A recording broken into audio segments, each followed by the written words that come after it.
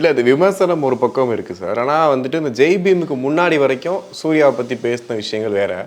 ஜெய் பீமுக்கு அப்புறம் வந்து தனிப்பட்ட முறையில் சூர்யாவை தாக்கி பேசுறது, ஜோதிகா ஏதாவது ஒரு மேடையில் ஏதாவது ஒரு கருத்து சொன்னால் அந்த கருத்துக்கு ஆப்போசிட்டான விஷயங்களை சொல்கிறது, ஒட்டுமொத்தமாகவே சூர்யா ஜோதிகா 2 பேர் மேலேயுமே ஒரு காழ்ப்புணர்ச்சியோடையே பண்ணுற விஷயங்கள். நீங்கள் சொல்கிறது படம் சொல்கிறது, அதை ரசிகர்கள் செய்யலை. ரசிகர்கள் செய்யலை, வலதுசாரிகள் பாஜக காரங்க அதை செய்கிறாங்க.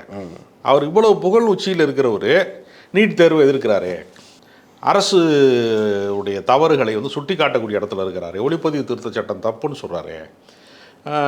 இது மாதிரி விஷயங்களில் வந்து ஒரு பள்ளிக்கூடம் கட்டுறது வந்து கோயில் கட்டுறதை விட முக்கியமானது மாதிரி கருத்துக்களை எல்லாம் பேசுகிறாங்களே.